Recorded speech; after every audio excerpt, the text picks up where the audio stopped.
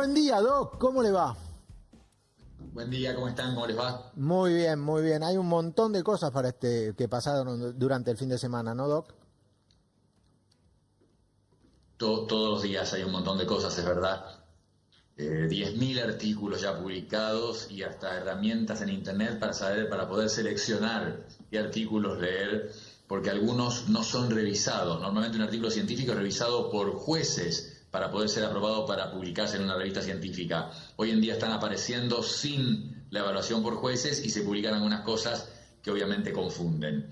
Pero bueno ver a Nueva York y bueno ver lo que veíamos antes de nuestra ciudad. Se veían esos parques, esa gente en la avenida, mucha gente con chicos, y probablemente en ese segmento, la verdad que el riesgo, mientras se mantenga la distancia, haya barbijo en los mayores de 7 años como se sugería, probablemente el riesgo de contagio no sea muy alto. El problema que tenemos nosotros es que hay un sector muy vulnerable de bajo alcance socioeconómico y ellos sí tienen mucho más riesgo. Entonces es como que hay dos Argentinas que coexisten y por ahí podríamos pensar cómo reactivamos la que es más posible reactivarse con menos riesgo y cómo protegemos a la que está en desventaja. Está bien. ¿Eso es lo que se está pensando en el gobierno o es un pensamiento que uno le gustaría que sea así? Una reflexión nocturna mía, no sé si lo están pensando, pero parece que es bastante obvio e intuitivo. Recién Tatiana decía, 1.800, son 250.000 familias, o sea, no sé, un par de millones de personas en el conurbano, más todas las que hay en la capital federal. O sea, estamos hablando de mucha gente, muchas villas. Hoy empezaban con esto de detectar, iban a nuevos lugares, pero ¿cuántos miles de test? No creo que hagan test en todos los hogares a los que van. Van a ser por ahí interrogatorios, y acordémonos, se ha visto que incluso, sabemos que hay muchos que son asintomáticos, sabemos que muchos no tienen fiebre. Un estudio mostró que incluso algunos pacientes con COVID-19 pueden tener hipotermia, baja temperatura, lejos de tener fiebre. O sea que con solamente interrogar en un domicilio, gente experta puede tener una idea, pero no es tan fácil detectarlo con interrogatorio. Entonces realmente el interrogatorio sin duda ayuda, pero además va a haber que hacer mucho testeo en esas zonas. Pero queda claro que hay un sector de la Argentina al que hay que protegerlo, apoyarlo con todo: comida, plata, higiene, me refiero jabón, lavandina, alcohol, lo que haga falta según agua corriente o no, y apoyo emocional. Ese necesita todo el apoyo. Y después hay otro que se puede ir incorporando. Esas personas de esas pymes, clase media o media baja, que mantienen distancia, que tienen una casa, que tienen la despensa o la heladera llena, esos se pueden ir reincorporando. Dos situaciones en paralelo que se podrían organizar. No ha habido muchos países con situaciones parecidas. Es interesante. Nuestro escenario es diferente que el de muchos otros. Es algo para considerar. Seguro, Doc. Y te hago una pregunta para entender un poquito más. En estas zonas más vulnerables, barrios más vulnerables, ¿los test que se están haciendo cuáles son? ¿Los para detectar el virus o los anticuerpos? ¿Cuáles son los test que dicen que van puerta por puerta haciéndolos o haciendo un cuestionario? Pero si existen los test, ¿cuáles son los que le hacen? No, vimos el camión en la 1114 la semana pasada y eso es para el test del virus, que eso es lo correcto. Lo otro no voy a decir que es una simple curiosidad, porque es importante saber si la gente tiene anticuerpos o no, porque sabemos que está defendida, supuestamente estarían defendidos, y aparte también te dice, estuvo infectado, estuvo infectado, el que le da positivo el anticuerpo.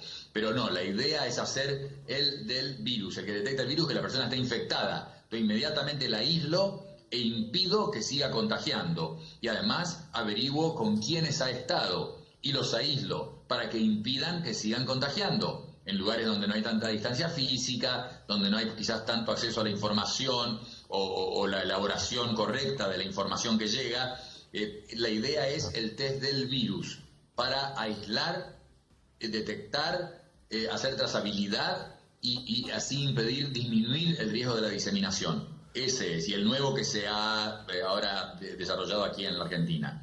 Son todos para virus. Bien, Doc, entonces buenísimo. Dejamos la puerta abierta, tenemos un montón de preguntas, justamente hablar del nuevo test que se desarrolló en la Argentina, ¿qué te parece? ¿Qué alcance va a tener? También te hago una pregunta así cortita para irnos rápidamente. Si hay gente que está criticando como que si te haces el test, el que es para encontrar anticuerpos, le estás sacando el test a otra persona. ¿No puede ser un camino el test de los anticuerpos? Porque como ya no sabemos nada, pero algo se supone que sabemos, que si tenés anticuerpos durante X tiempo sos inmune. ¿No puede ser algo bueno? Por ejemplo, nosotros que trabajamos acá en el estudio, que suponete que a mí me da positivo, que la gente que me rodea sepa y yo sé que, bueno, yo ya lo tuve, no te estoy contagiando porque pasó X tiempo, por ejemplo, ¿estamos todos más seguros? Si supongamos que en este estudio estamos todos, ya tuvimos el coronavirus, ¿no es más seguro saberlo para estar tranquilos? Respuesta concreta, todos los test son útiles, tienen distintos roles. Todos son útiles. El problema del virus es que si se lo hacen todos, nos lo hacemos todos hoy y a todos nos da negativo, nada dice que no nos vamos a contagiar mañana. Nos dice que hoy no estamos enfermos, que es importante para el caso del asentamiento de la villa saber esta familia no está infectada, entonces sigo buscando a otros y al que encuentro empiezo a aislar. Esa es la utilidad, pero mañana el que le da negativo hoy se puede contagiar mañana. En cambio, el que vos decís, si todos ahí ustedes tuvieran anticuerpos, sí, claro que sí es una tranquilidad. Porque ya está, tuvieron la infección y la idea, no está absolutamente confirmado, pero la idea es que eso da inmunidad, no se van a infectar. Por supuesto que es una tranquilidad, trabajar más tranquilos, ir incorporando fuerza laboral que supuestamente tiene defensas. Sí sería útil. Bien, Doc. El 10 sería hacer los dos test entonces. Sí, la idea sí, los dos son útiles, el más importante igual es el que detecta el virus porque estás identificando una persona que contagia. Por eso es tan importante la idea esa, identificar contagiado, buscar contactos y aislarlos a todos. Eso es lo que hace que se forme la campana, que aumentan los casos de contagiados, llega a un pico y empieza a caer. En nosotros no ha caído esa segunda parte de la montaña en que baja la ladera, no ha ocurrido acá sigue subiendo.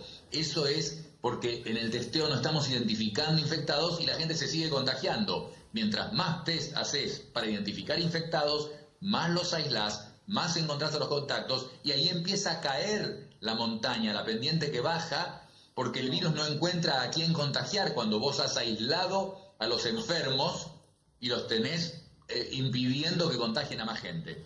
Perfecto, Doc. Vamos a ir a un corte y después te preguntamos. Hay un montón de preguntas de la gente, las declaraciones de la Organización Mundial de la Salud, los objetos aparentemente no son peligrosos o tan peligrosos como pensábamos y un montón de interrogantes que hay que sé que usted nos los va a aclarar, nos va a echar luz, Doc. En un segundo volvemos.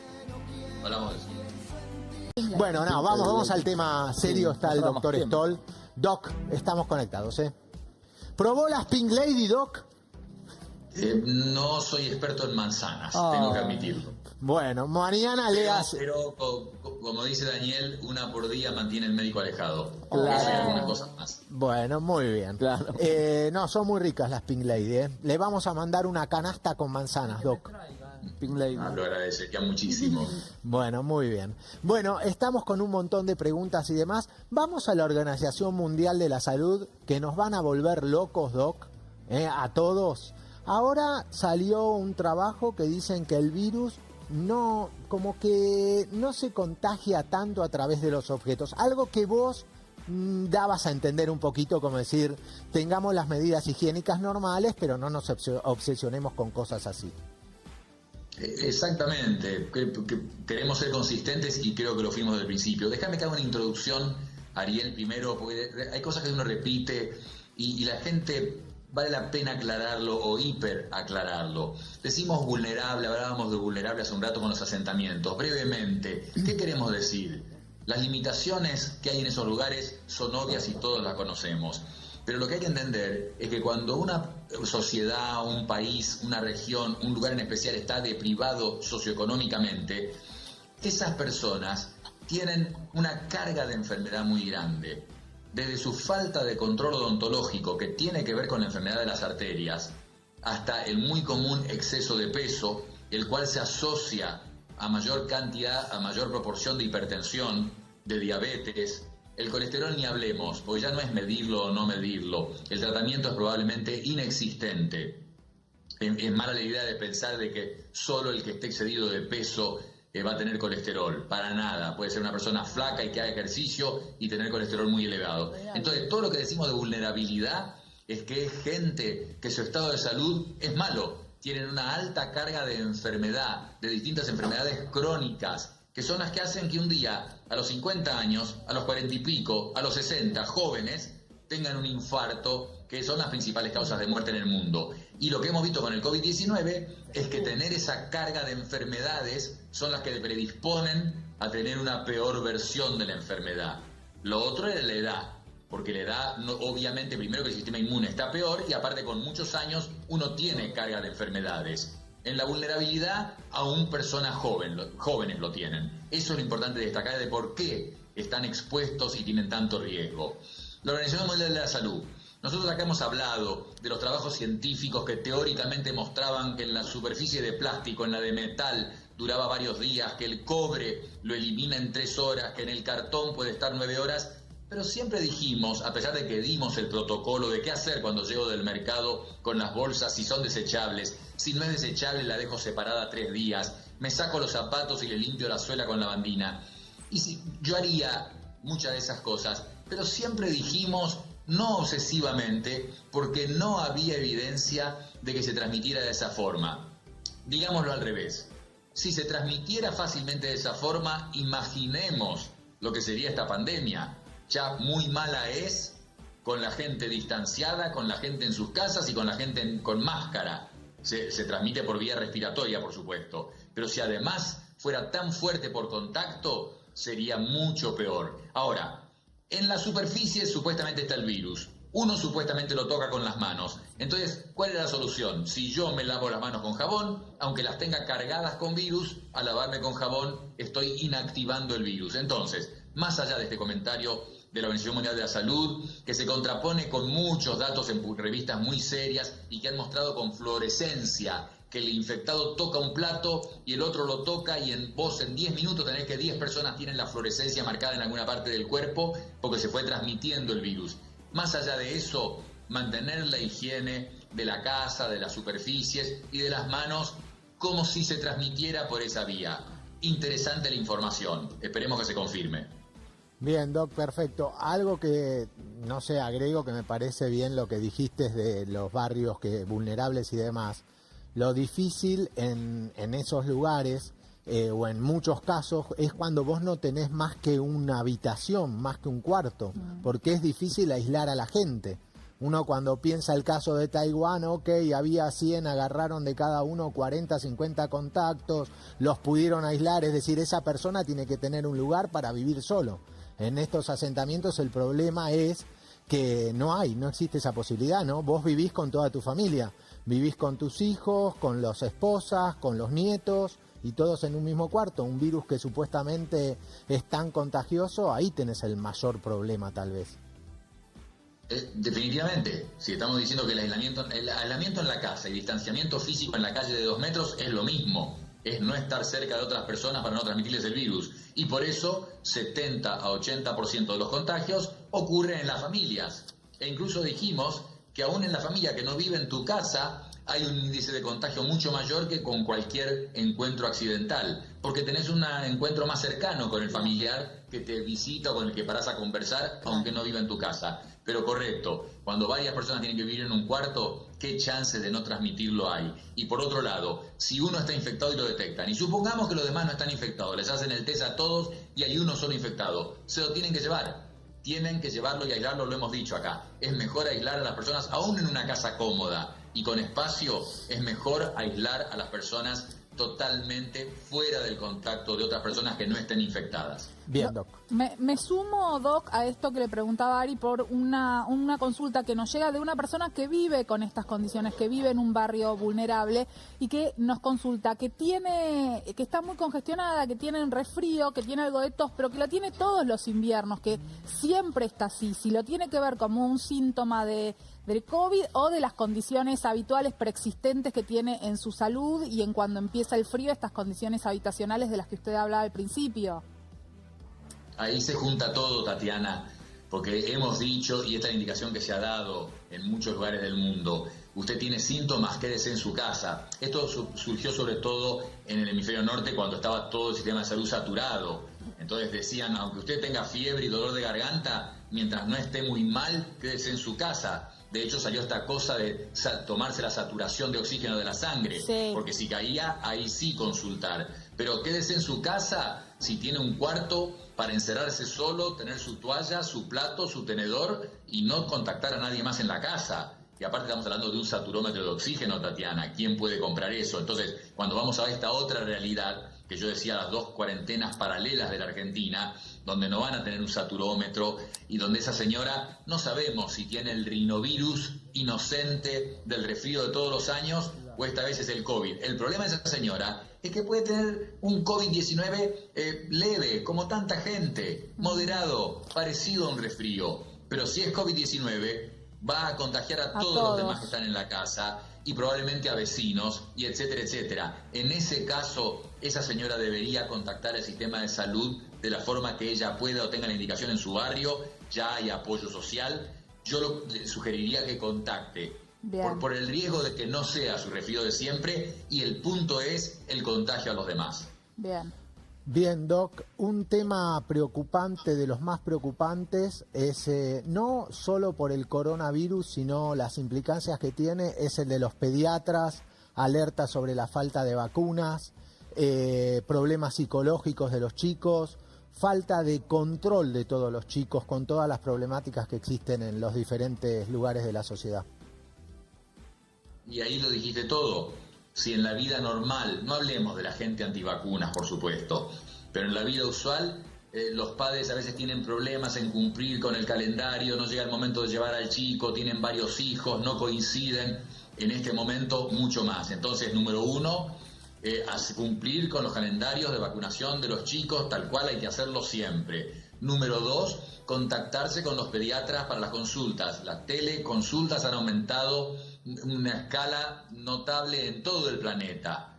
Más recursos, menos recursos, en todo el planeta se están haciendo teleconsultas y las madres y los padres pueden hacer consultas por sus hijos con el pediatra para los seguimientos de rutina, me refiero. No sé si iría al lugar a menos que el pediatra tenga un consultorio, pero no es lo ideal. Generalmente teleconsultas, mantener las consultas. Segundo, tercero, la ansiedad, la angustia de los chicos.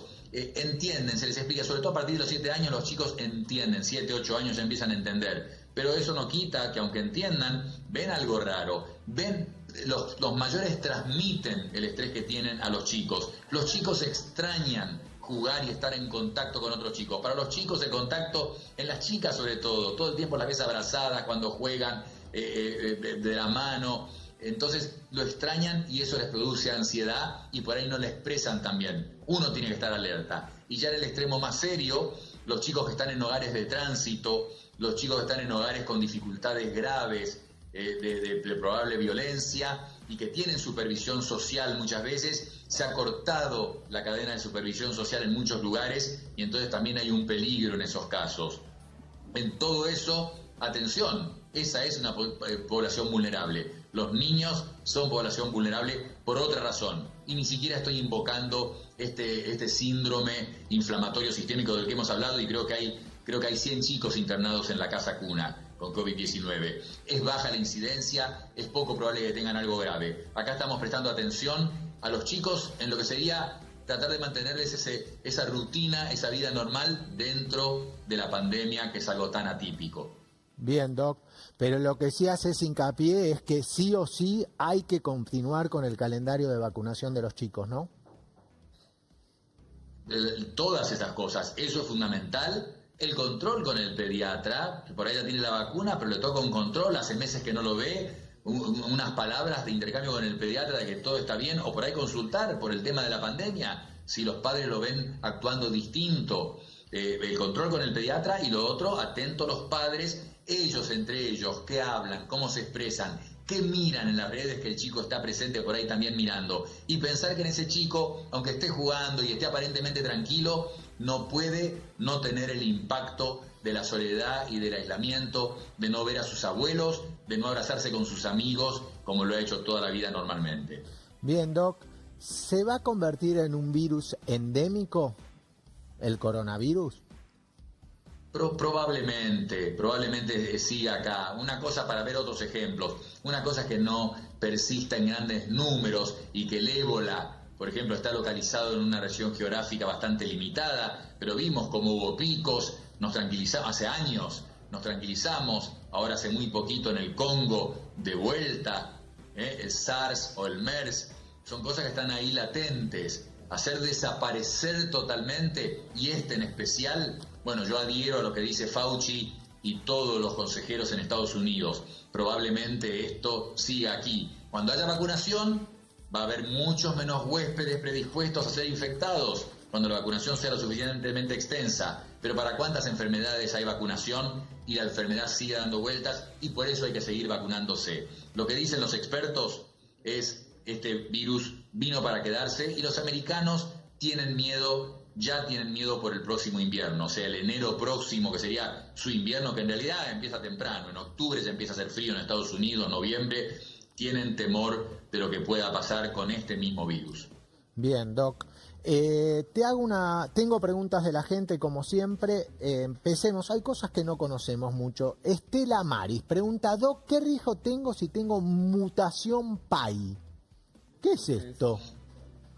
Para que los demás entiendan, la sangre es semilíquida, es viscosa, pero no querés que se coagule, no querés que forme trombos, no querés que sea totalmente líquida y que no coagule y que uno sangre en forma incontrolada. Entonces hay una cantidad de factores que la mantienen en ese estado intermedio. El PAI, el nombre es una sigla, es un acrónimo que significa inhibidor del activador de plasminógeno. Y traducido al español es simplemente algo que regula que no haya coagulación de más. Las personas que tienen esa mutación, esa alteración, tienen una tendencia a la coagulación exagerada. Pero la paciente tiene que estar tranquila, primero porque los estados de aumento de la coagulación severos, en que se forman muchos coágulos, generalmente son con otros factores o con varios juntos, e incluso para ese solo hay distintos grados de la mutación. Puede ser peor el efecto o menor. Así que no estar tan preocupada. Y con respecto a la situación actual, en que sabemos positivamente que el COVID-19 aumenta la coagulación, favorece la formación de trombos, tiene que seguir entonces ella y todos los que tengan un problema de exceso de coagulación, o sea, de tendencia a formar coágulos, tienen que seguir los consejos de su médico, en general un hematólogo. Si lo tienen diagnosticado y era algo significativo, seguro que ya están tomando aspirina o alguna forma de licuante de sangre. Tienen que seguir tomándolo y consultar. Es una buena oportunidad para reconsultar. Pero con el tratamiento que estén haciendo, si lo tenían indicado, suficiente. Si tienen alguna duda, llamar al especialista, que es el hematólogo, un buen clínico, para saber qué hacer. Pero esto tiene que ver en que el COVID causa trombos. Y hay gente que tiene enfermedades que de por sí aumentan la predisposición a tener un trombo. Eso es lo que significa el PAI. Bien, Doc, súper claro. Esta pregunta en este momento más que nunca, aunque sea increíble, es importante para los que vivimos en Buenos Aires también. Estimado, si alguien tuvo dengue, ¿su organismo se encuentra aún más en riesgo de contraer COVID? No te la puedo contestar. Eso se las voy a deber porque quiero darles una respuesta sofisticada. Voy a consultar a un infectólogo. Te diría a priori te diría que no tiene más riesgo. O sea, ¿qué cosas predisponen a tener más riesgo de tener el COVID-19 y tener un problema en tu inmunidad? El dengue no tendría que dejar un problema en inmunidad. Genera inmunidad por la infección, etcétera, como otras infecciones, pero no debería dejarte una predisposición mayor a esta infección, al COVID. Las personas que tengan trastorno de la inmunidad, sí, pero te voy a dar una respuesta más completa en otro momento. Perfecto, Doc. Lupus, doctor, tengo lupus y me tratan con corticoides. Al tomar la hidroxicloroquina, ¿estoy más expuesta? La preocupación de la hidroxicloroquina es que esa persona no pudiera comprarla porque todo el mundo saliera a buscar hidroxicloroquina por lo que se dijo al respecto, por lo que dijo el presidente Trump que la defendió, pero ya han aparecido varios trabajos, por lo menos 3 o 4 trabajos en que mostraron que no hay un efecto, lamentablemente. Se tenía mucha esperanza. Está este francés que decía que era un excelente tratamiento mezclado con un antibiótico, pero hay por lo menos 4 trabajos, uno de ellos randomizado, que quiere decir que a la mitad de los pacientes le dieron la droga, a la mitad les dieron placebo, o sea, nada, para comparar el efecto, y lamentablemente todavía no se ha visto un efecto a favor de la hidroxicloroquina. Entonces, para el COVID-19 no hay evidencia de que sirva. Que lo tome para lupus, perfecto, y no interfiere en absoluto, porque en todo caso no se vio que fuera efectivo para COVID-19. De ninguna forma se vio que fuera negativo. El miedo que había era que se agotara y que los pacientes con lupus no consiguieran su remedio por la gente que creía que tenía que tomar hidroxicloroquina para el COVID, cosa que no es correcta y no se ha mostrado aún. Bueno, súper claro, Doc. ¿Podríamos decir que hay que seguir con lo mismo que dijiste el primer día que hablamos? Lavarse las manos, no estar en contacto, mantener una distancia prudente y taparse la nariz y boca. Y hacer testeos. Y el testeo del virus para identificar a la gente infectada, a sus contactos y aislarlos. Es la combinación de las dos cosas. Con el aislamiento puro es muy efectivo, disminuye la diseminación 80%, pero se hace un poco eterna la curva. Para poder cortar la curva y que caiga en el número de contagios y cada día tengas menos, hoy en Dinamarca se abrieron los restaurantes. Por ejemplo, tienen colegio hace 2 semanas y se abrieron los restaurantes. Dinamarca empezó testeando muy poco y terminó como un rango de 60.000 test por millón. Un montón. Es así como identificaban a los infectados, a sus contactos, y así hacen caer la curva. Entonces es la combinación de esas dos cosas. Y hablando de eso, vos me habías preguntado del nuevo test. Sí. Ese nuevo test es muy útil porque al ser tan rápido, media hora o menos de media hora, vos en el momento vas al geriátrico, vas al lugar donde apareció el pequeño brote, vas a ese refugio en Retiro, donde había gente que vive en la calle y que van a ese refugio, vas a las villas, a los asentamientos, y en el momento sabés si esa familia, si esa persona está infectada. Mucho más fácil, porque al saber en el momento sabés si la tenés que sacar de su casa o se puede quedar porque es negativo la señora que tenía el resfrío. Entonces ya la dejás tranquila en su casa y ves los demás también. El test tiene su tiempo. Este test yo lo leí por primera vez, creo que es el mismo. Lo leí hace 2 meses, lo desarrollaron en el King's College en Londres y en Irlanda. Lo que pasa es que están probando, lo están validando, como están haciendo, me imagino, en el CONICET, para ver cuán confiable es, que no tenga demasiado. Todos tienen algún falso negativo, falso positivo, pero se está testeando, validando, para ver que sea confiable. Como te digo, ya lo digo esto como cosa valiosa, no es que es una cosa absolutamente nueva de esta semana. Ya hace 2 meses lo habían desarrollado en el Reino Unido y parece un muy buen reemplazo porque además usa un hisopo seco. No necesitas el hisopo que hay que meterlo en una solución para transportarlo hasta que le hagan la técnica famosa del PCR. Requiere varios pasos el de PCR, además de tardar 1, 2 o 3 días. Este es, en media hora, el hisopo seco en la saliva o en la nariz, y ahí tenés el resultado inmediatamente sin tanto paso intermedio. Y muy barato, así que es un gran paso. Buenísimo, Doc. Es decir, es un desarrollo que se hizo en Irlanda, dijiste, y ahora lo estamos fabricando acá. Sí, a ver, esto es una pandemia y en general en ciencia te digo la verdad, si bien es un orgullo para quien desarrolle algo nuevo o cree algo nuevo, digamos, todos queremos contribuir a que esto avance. Si esto es lo mismo que estamos hablando, se llama la técnica LAMP. No nos podemos olvidar, vos que hablabas de Pink Lady con las manzanas, LAMP como lámpara en inglés, es una sigla, LAMP, que es lo que se llama amplificación isotérmica. Esa es la tecnología que permite con un método magnético identificar la genética del virus y en pocos minutos saber si está o no está. por lo que entiendo, por lo que yo había leído, pasa que nunca volvimos. Igual también hablamos nosotros del CRISPR, otra tecnología para diagnosticar virus. No lo volví a leer, pero hace unos 2 meses, a principios de abril, vi que en el Reino Unido esto lo iban a usar, y lo que estaban haciendo era probando primero cuán exacto y confiable es, pero es un gran paso. En media hora tener resultados si está el virus o no, imagínate. Impresionante. Bueno, esperemos que todo el mundo lo pueda tener, Doc. Te agradezco mucho, volvemos a hablar en la semana, te mando abrazo grande. Les agradezco a ustedes, un saludo. Bueno, muy bien, claro como siempre, ¿no? Clarísimo.